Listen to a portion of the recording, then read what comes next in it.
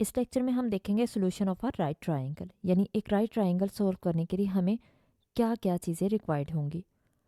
तो solution of a right triangle में हम क्या देखते हैं कि in order to solve a right triangle, एक राइट ट्रायंगल को सॉल्व करने के लिए हमें क्या चीज़ें चाहिए होती हैं।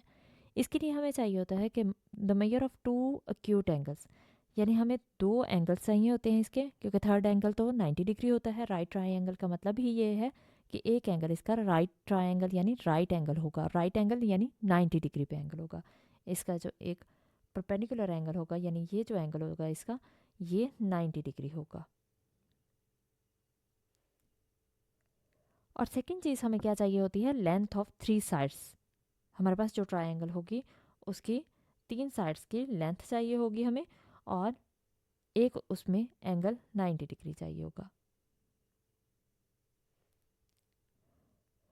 और हम जानते हैं कि किसी भी ट्रिग्नोमेट्रिक रेशो को सॉल्व करने के लिए हमें क्या चाहिए होता है, उसमें हमें तीन क्वांटिटीज़ चाहिए होती हैं।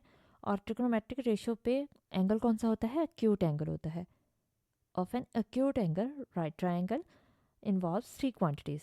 तीन क्वांटिटीज़ चाहिए होती हैं इसमें हमें।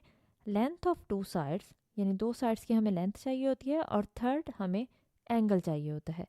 यानी अगर हमारे पास एक ये ट्रायंगल अगर हम ले लेते हैं,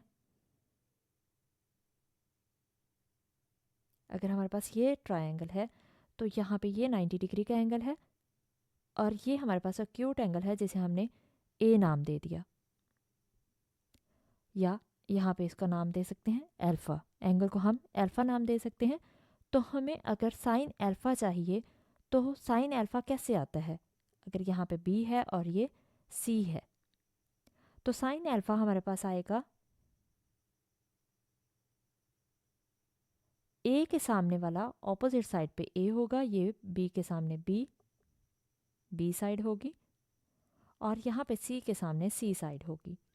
तो साइन अल्फ़ा होता है परपेंडिकुलर ओवर हाइपोटेनस। तो परपेंडिकुलर हमारे पास ए है और हाइपोटेनस कितना है, बी है, तो इसलिए ए ओवर बी आ जाएगा।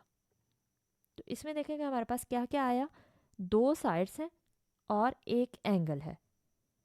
तो जब भी कोई रेशो हमें लिखनी है, ट्रिग्नोमेट्रिक रेशो लिखनी है, तो उसके लिए हमें दो साइड्स चाहिए और एक एंगल चाहिए, जो एंगल उनका इंक्लूडेड एंगल होता है इन साइड्स का। एक हमें एक्यूट एंगल चाहिए होता है, यानी वो एंगल जिस पे हम फाइंड कर रहे हैं ट्रिग्नोमेट्रिक रेशियोज। एक एंगल इसमें इन्वॉल्व होता है और दो साइड से इन्वॉल्व होती हैं।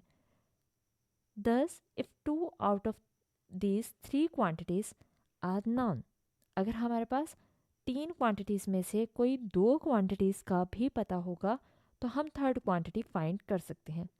जैसे अगर हमें अल्फ़ा फाइंड करना है तो उसके लिए हमारे पास ए और बी की साइड्स मौजूद होंगी, तो हम साइन की क्वांटिटी यूज़ करते हुए, यानी साइन ट्रिग्नोमेट्रिक रेशो क्वांटिटी नहीं रेशो अप्लाई करते हुए, साइन रेशो अप्लाई करते हुए हम उसको थर्ड एंगल को यानी एंगल को फाइंड कर सकते हैं।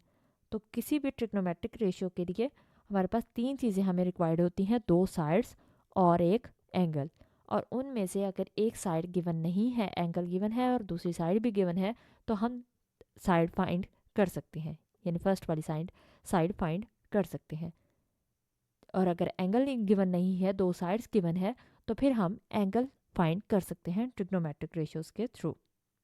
तो ये हमारे पास सॉल्यूशन था किसी भी राइट ट्रायंगल के लिए।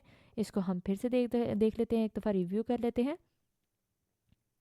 कि राइट ट्रायंगल को सॉल्व करने के लिए हमें क्या चाहिए, दो एक्यूट एंगल्स चाहिए और लेंथ ऑफ थ्री साइड्स चाहिए। किसी भी ट्रिग्नोमेट्रिक रेशियोज को सॉल्व करने के लिए जो कि एक्यूट एंगल पे होती हैं, उसमें हमें तीन क्वांटिटीज़ की ज़रूरत पड़ती है, दो साइड्स की और एक एंगल की। तो और थर्ड बात हमने इसमें क्या डिस्कस की थी कि अगर इन तीनों क्वांटिटीज़ में से दो क्वांटिटीज़ गिवन हो तो हम थर्ड वाली क्वांटिटी फाइंड कर सकते हैं। तो ये हमारे पास सॉल्यूशन ऑफ राइट ट्रायंगल था।